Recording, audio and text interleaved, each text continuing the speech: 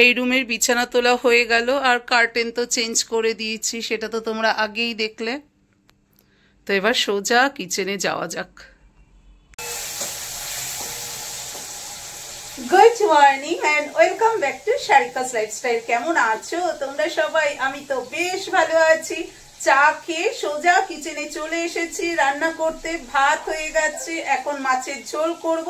তো মাছ ভেজে নিয়েছি, এই যে মাছ ভাজা হয়ে গেছে। এবার মাছের ঝোল করব। টমেটো, কাঁচা লঙ্কা, জিরে গুঁড়ো, ধনে গুঁড়ো দিয়ে একদম পাতলা করে মাছের ঝোল করব। আর নামাবার সময় ওর মধ্যে ধনে পাতা দেবো। তো এখন আলু ভাজা হচ্ছে, আলু আর টমেটো ভেজে নিয়ে এর মধ্যে যা যা রুটিন মশলা সেগুলো দিয়েই মাছের ঝোল করব। আর হাজবেন্ডের অফিস আছে, তাই তাড়াতাড়ি করে সবকিছু করতে হচ্ছে। আর সারাদিন যা যা করব, যতটা পারবো তোমাদের সাথে শেয়ার করার চেষ্টা করব। সঙ্গে থাকুন। মাছের ঝোল করব, তাই আলু আর মশলা এখন কষানো চলছে। আর একটুখানি কষিয়ে নিয়ে তেল ভেসে উঠলেই পরিমাণ মতো জল দেব। জল ফুটে উঠলে মাছ দিয়ে দেবো এর মধ্যে। আর এই যে মাছ ভেজে এখানে তুলে রেখেছি, আর এখানে নারকেল ফাটিয়ে রেখেছে আজকে ব্রেকফাস্টে, মানে আমি চিড়ে খাবো ব্রেকফাস্টে নারকেল দিয়ে চিড়ে খাবো, তাই নারকেল ফাটিয়ে রেখেছি। তো আগে এখন মাছের ঝোলটা করে নিই তাড়াতাড়ি করে, কারণ বুঝতেই পারছো হাজবেন্ডের অফিস আছে, খুব ফাস্ট আমাকে সব কিছু করতে হচ্ছে। ধনেপাতা দিয়ে মাছের ঝোল হয়ে গেছে, কি সুন্দর কালার এসেছে দেখেছো? খুব সুন্দর কালারটা এসেছে। আর এদিকে একটা ফ্রাই প্যান বসিয়ে দিয়েছি এখন আমার ব্রেকফাস্ট বানানোর জন্য। আর আজকে আমার ব্রেকফাস্টে আছে চিড়ে, তার জন্য চিড়ে ধুয়ে এই ছাঁকনিতে রেখে দিয়েছি জল ঝরাবার জন্য। আর এদিকে নারকেল কুড়িয়ে নিয়েছি মিক্সিতে, আর কারি পাতা নিয়ে নিয়েছি, আর এখানে একটু বাদাম নিয়েছি। এই দিয়ে বানিয়ে নেব আজকে আমার ব্রেকফাস্ট চিড়ে। তো ফ্রাই প্যান গরম হয়ে গেছে, প্রথমে ফ্রাই প্যানে একটু রাইস ব্র্যান অয়েল দিয়ে দিলাম। এবার এর মধ্যে দিয়ে দেব সর্ষে ফোড়ন আর কারি পাতা ফোড়ন। এই কারি পাতা কিন্তু আমার গাছের কারি পাতা। তো যাই হোক, এবার সর্ষে আর কারি পাতা একটু ফোড়ন দিয়ে নিই। সর্ষে ফোড়নে দিয়ে দিয়েছি, চটপট করতে শুরু করেছে। এবার এর মধ্যে দিয়ে দেব কারি পাতা। বাবা কি চটপট করছে! কারি পাতা দিয়ে দিলাম। এবার কারি পাতাটা একটু নেড়ে নিয়ে এর মধ্যে দিয়ে দেব কাঁচা বাদাম। তো কারি পাতাটা ভাজা ভাজা হয়ে গেছে, একটা ভালো স্মেল বেরোচ্ছে। এবার এর মধ্যে দিয়ে দেব বাদামগুলো আমি এখানে রেখেছিলাম, বাদামগুলো দিয়ে দিলাম। আর একটু রয়েছে, এটাও দিয়ে দিই। এবার একটু ফ্রাই করে নেব কারি পাতা, সর্ষে আর বাদাম একসাথে। কারি পাতা সর্ষে ফোড়নের স্মেল এত ভালো লাগে আমার, কি বলবো তোমাদের। এর মধ্যে শুকনো লঙ্কা দেওয়া যেত, কিন্তু আমি আর দিলাম না। কাঁচা লঙ্কাও দিলাম না, কারণ তুতানো একটু আমার সাথে খাবে, তার জন্য বেশি ঝাল হয়ে গেলে খেতে পারবে না, তাই আর কাঁচা লঙ্কা বা শুকনো লঙ্কা কিছুই দিলাম না ফোড়নে। বাদামটা একটু ভেজে নিয়ে এর মধ্যে নারকেল আর ধুয়ে রাখা চিড়েটা দিয়ে দেব।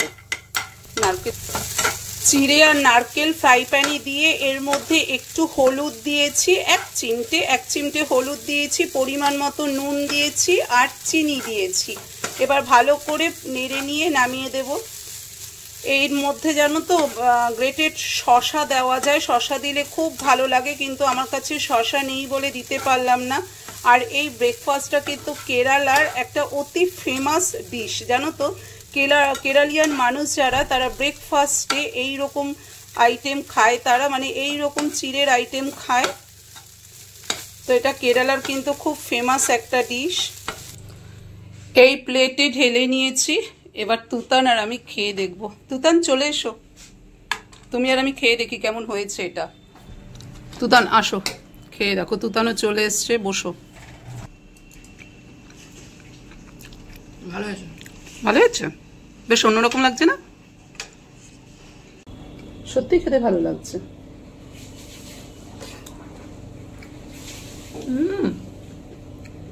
দারুণ। এর মধ্যে বাবা একটু লেবু রস দিলেও ভালো লাগতো। এটা খাবো, কারি পাতা খাও।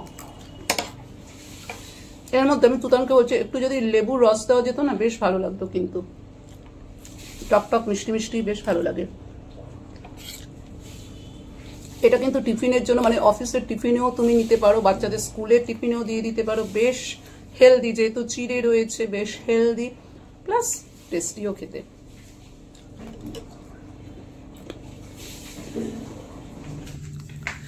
গুড ইভিনিং বন্ধুরা, বিকেল 5:30 বাজতে চললো। এখন সোজা কিচেনে চলে এসেছি।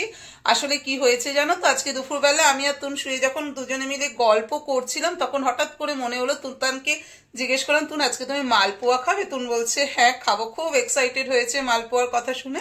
তাই বললাম চলো তাহলে বিকেলবেলা আজকে মালপোয়া বানানো যাক। তো মালপোয়ার ব্যাটারটা আমি রেডি করে নিয়েছি। এই যে দেখো, এই যে মালপোয়ার ব্যাটার রেডি করে নিয়েছি। ব্যাটারে কি কি দেয় সেটা তো তোমরা সবাই জানো। দুধ, তারপর সুজি, চিনি, ময়দা, না তারপর মৌরি, এগুলো দিয়ে মালপোয়ার ব্যাটারটা রেডি করে নিয়েছি।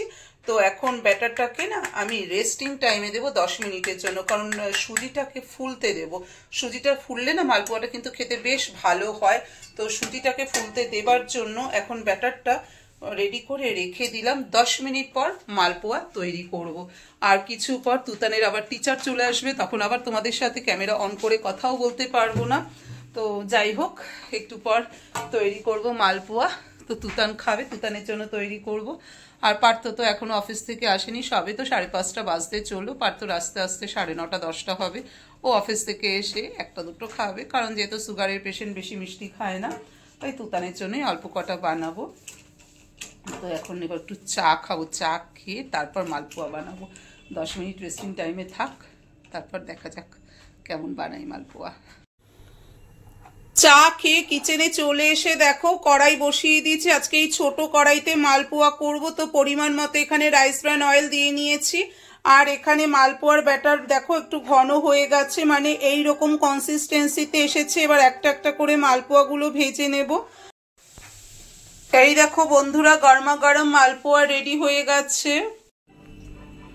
রাত 10:30 বাজে বন্ধুরা, এখন আমি ডিনার করতে বসবো। আর আজকে আমার ডিনারে আছে ম্যাগি। ম্যাগিটা একটু স্পেশালভাবে বানিয়েছি, মানে টমেটো দিয়ে, পেঁয়াজ দিয়ে, কাঁচা লঙ্কা দিয়ে ম্যাগি। আজ খুব ম্যাগি খেতে ইচ্ছে হলো, তাই আজকে আমার ডিনারে আছে ম্যাগি।